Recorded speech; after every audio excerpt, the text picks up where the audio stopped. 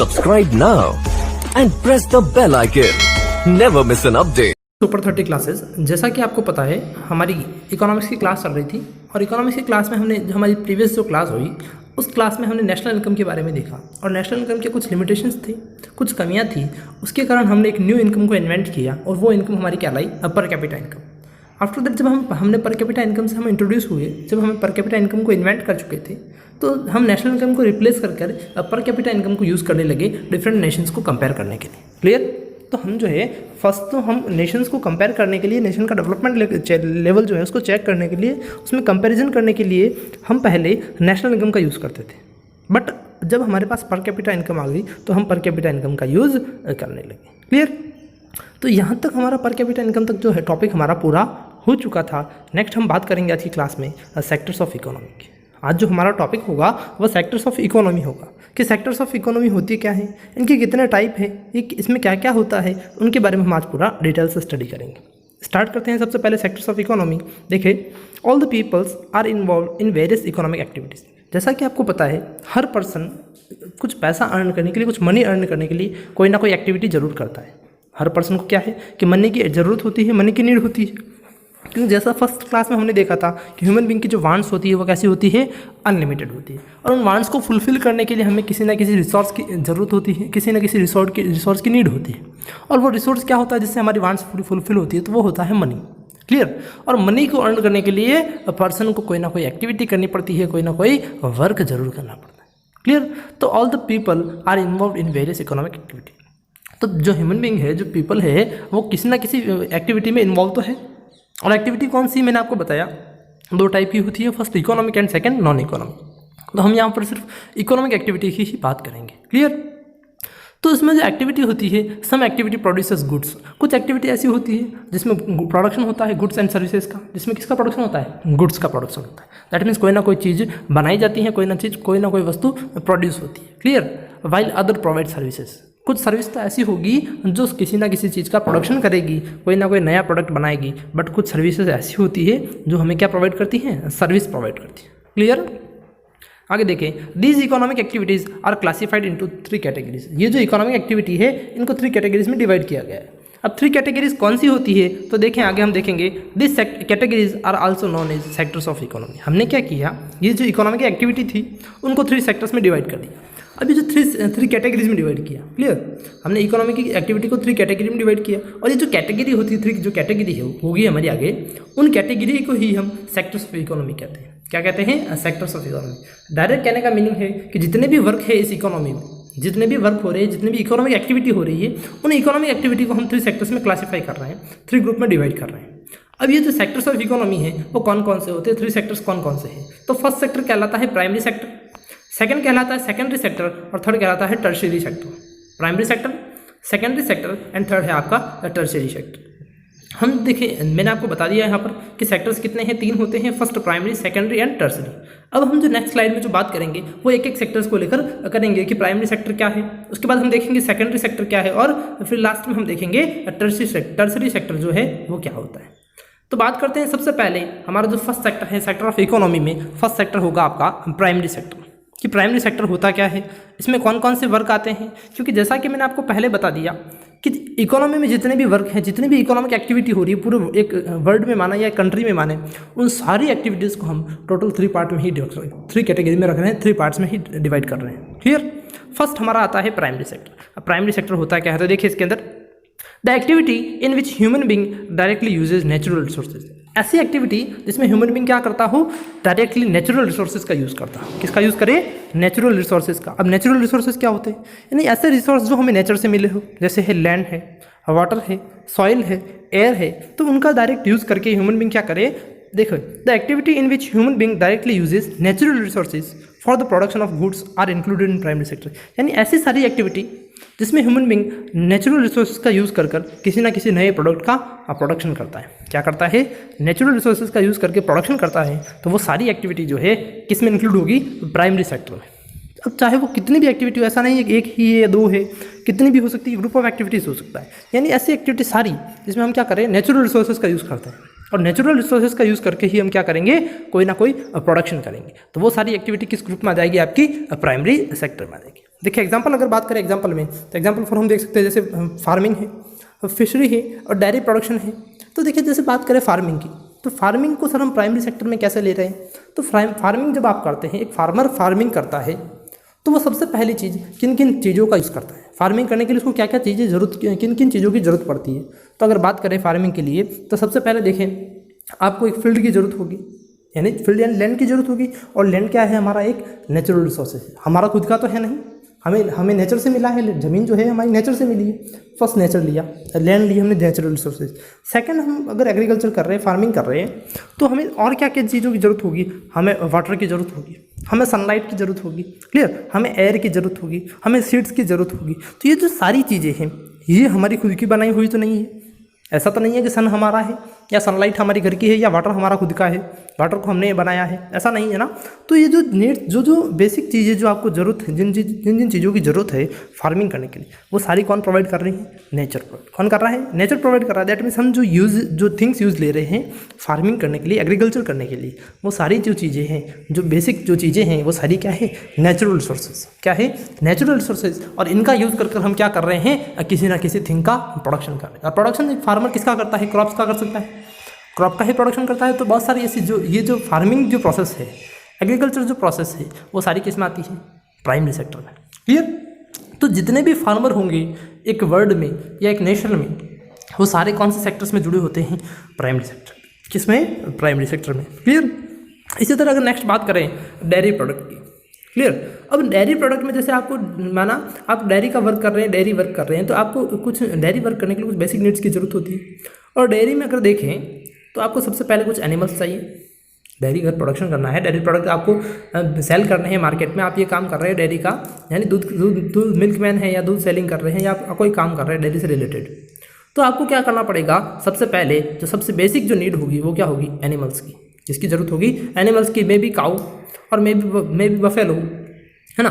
तो ये जो है ये भी हमारे बनाए हुए तो नहीं है, ये भी नेचर ने दिए, ये भी एक है ना, नेचर ने दिए, तो ये भी क्या है? Natural resources. इसी तरह आप फिशरी का वर्क करें, तो फिशरी का वर्क करने के लिए आपको किसकी ज़रूरत होगी?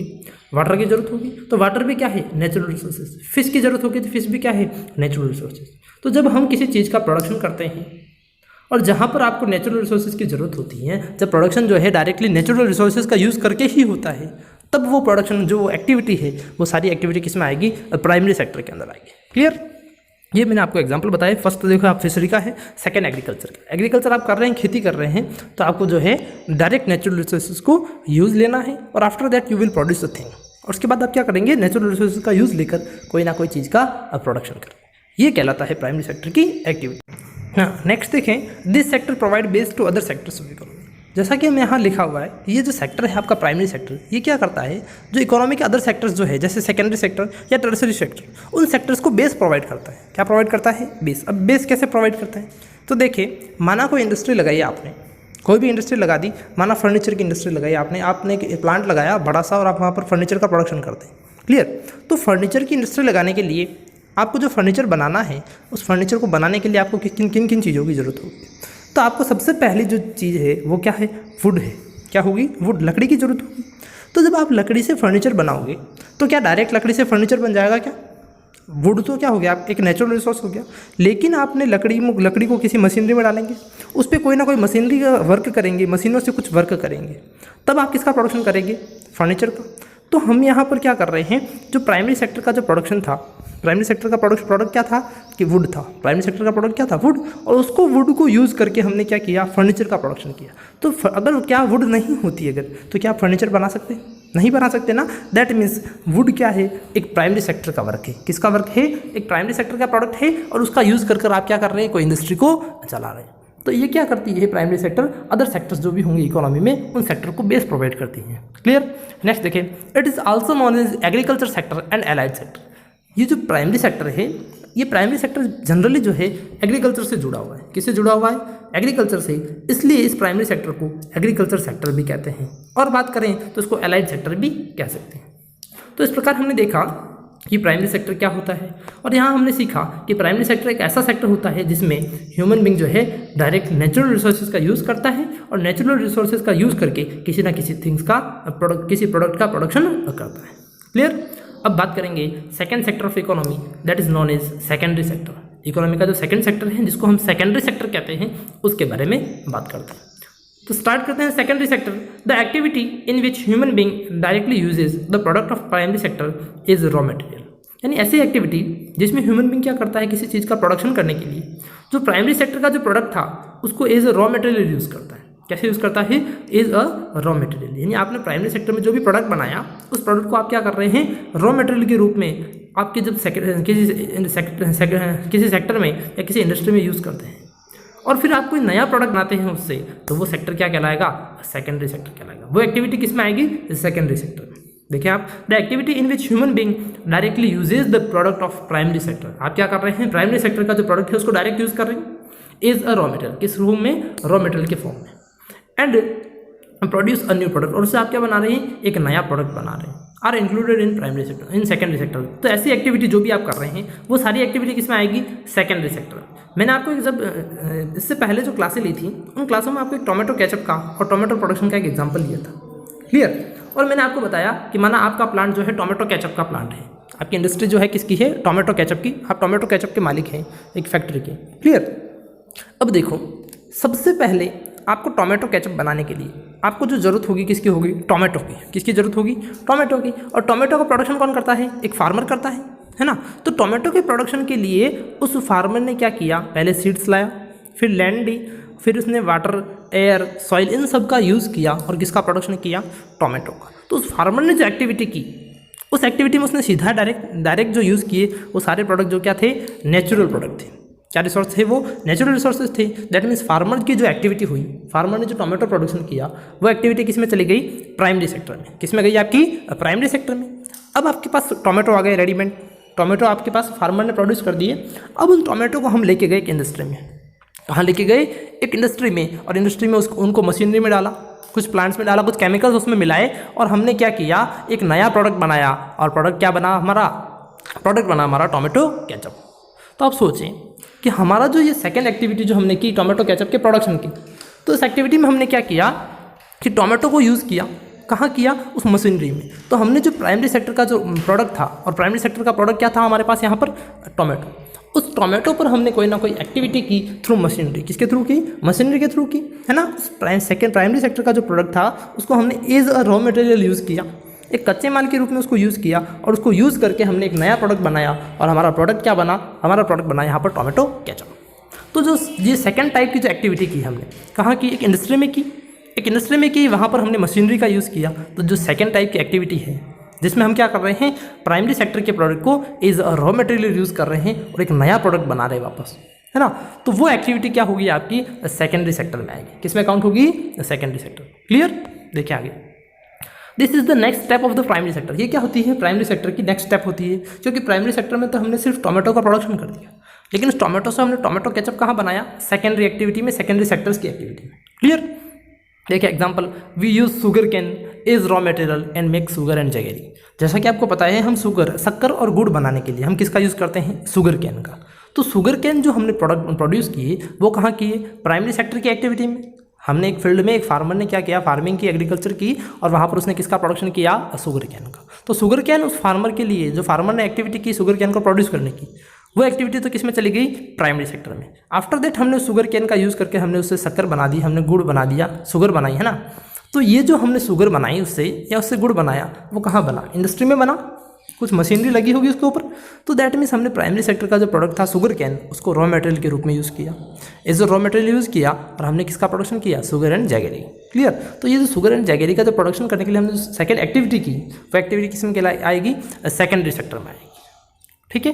नेक्स्ट देखिए, this process can take place in a factory. ये जो प्रोसेस होती है ये या तो किसी फैक्ट्री में होगी, या एक वर्कशॉप में हो सकती है, और अ होम, और या किसी घर में भी हो सकती है। As this sector is associated with industry. जैसा कि आपको पता है ये सेक्टर किससे जुड़ा हुआ है? इंडस्ट्री से जुड़ा हुआ है। So this is also known as industrial sector. इसलिए सेकेंडरी सेक्टर को हम इंडस्ट्रियल सेक्टर भी कहते हैं। प्राइमरी सेक्टर को एग्रीकल्चर सेक्टर कहते हैं, तो सेकेंडरी सेक्टर को हम क्या कह सकते हैं? Industrial sector, clear. तो यहाँ पर हमने देखा सेकेंडरी सेक्टर क्या होता है, और हमने सीखा कि सेकेंडरी सेक्टर जो प्राइमरी सेक्टर का जो प्रोडक्ट होगा उस प्रोडक्ट को as a raw material use करता है और उसको यूज़ करके एक नए प्रोडक्ट का प्रोडक्शन करता है, क्लियर। तो इस प्रकार हमारा सेकेंड सेक्टर्स ऑफ इकोनॉमी में प्राइमरी सेक्टर कंप्लीट हुआ, सेकेंडरी सेक्टर कंप्लीट हुआ। अब बात करेंगे टर्शियरी सेक्टर की। तो टर्शियरी सेक्टर क्या होता है, देखें आप यहाँ पर, this sector of economy do not produce good.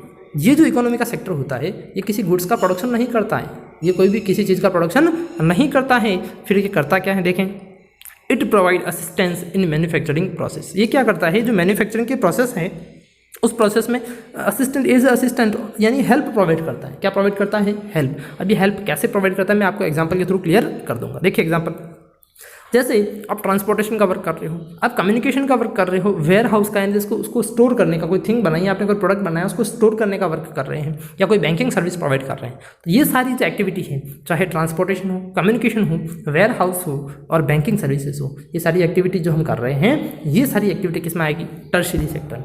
अब मैं आपको सीधा सा एग्जाम्पल देता हूँ ना, वही टोमेटो केचप वाला प्लांट का। टोमेटो केचप का प्रोडक्शन हुआ, किस में चला गया, प्राइमरी सेक्टर में। उस टोमेटो केचप के लिए हमने टोमेटो का प्रोडक्शन किया, वो किस में गया, प्राइमरी सेक्टर में।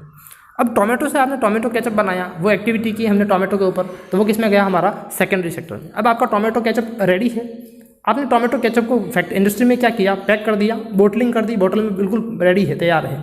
अब उस टोमेटो केचप को मार्केट में भेजना है या कस्टमर तक भेजना है, क्योंकि टोमेटो केचप तो आपकी इंडस्ट्री में बन चुका था। अब उस टोमेटो केचप को मार्केट तक पहुंचना है, कस्टमर तक भेजना है।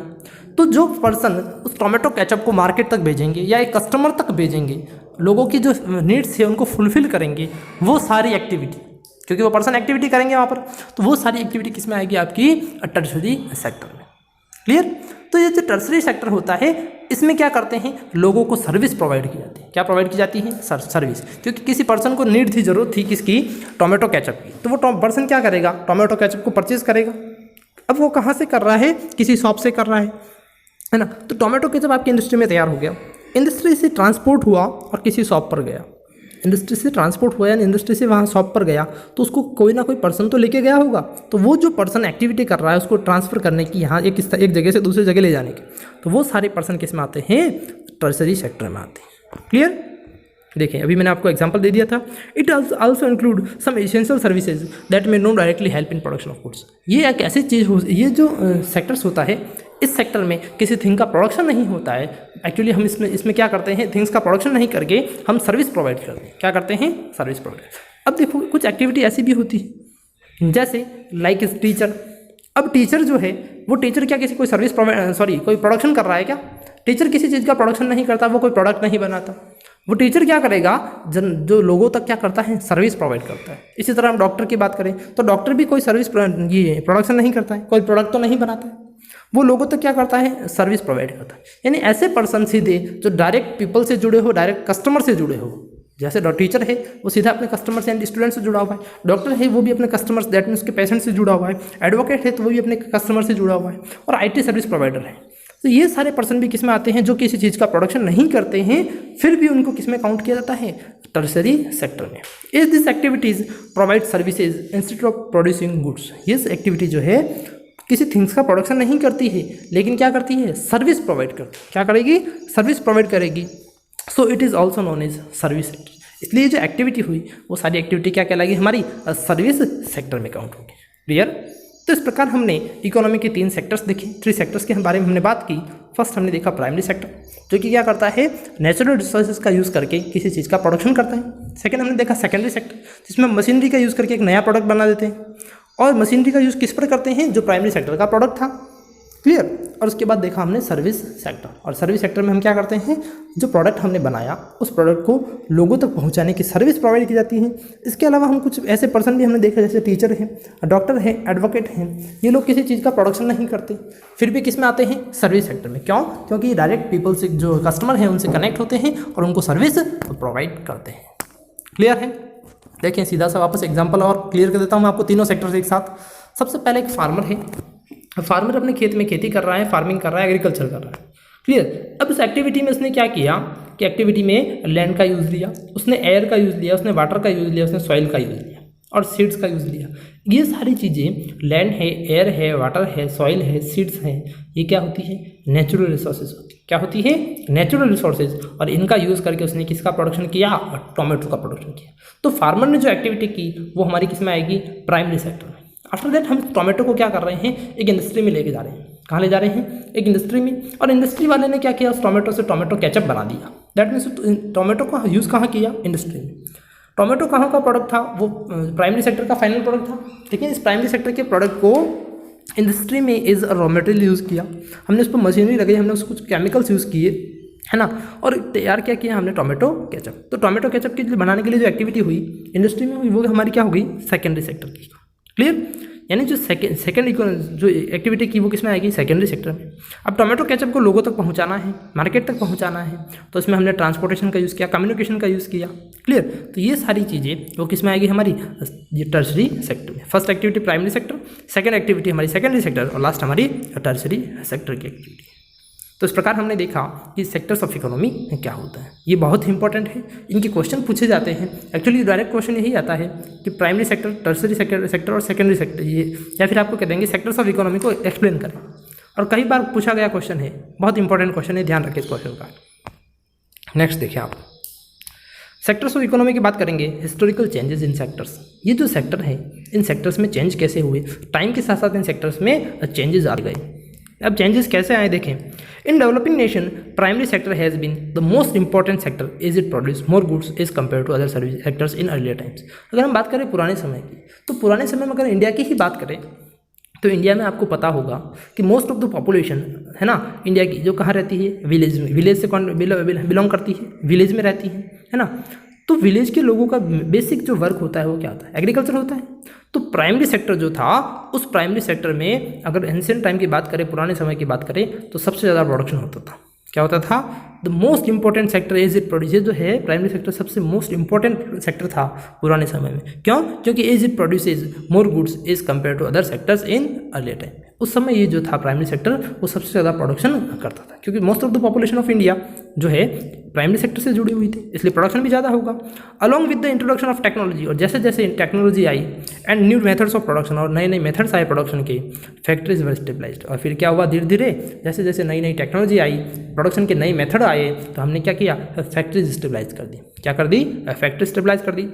The people who earlier use to work in fields, ऐसे लोग जो पहले फील्ड्स में काम करते थे, फार्मिंग करते थे, नाउ अब वो क्या करने लगे, स्टार्टेड वर्किंग फैक्ट्रीज। अब वो क्या काम वर्क करने लगे, फैक्ट्रीज में वर्क करने लगे। तो दैट मीन्स जो शिफ्टिंग हुई यहाँ पर, क्योंकि जो पहले पीपल जो थे वो प्राइमरी सेक्टर्स में जुड़े हुए थे, अब प्राइमरी सेक्टर से वो कहाँ शिफ्ट हो गए, सेकेंडरी सेक्टर में। In the past 100 years, there has been a shift from secondary to tertiary sector in developed countries. अब ये यहाँ तक तो हमने बात की डेवलपिंग कंट्री की, अब बात करते हैं डेवलप्ड कंट्री की, जो अच्छी तरह डेवलप हैं, जहाँ की इकोनॉमी बहुत पावरफुल है।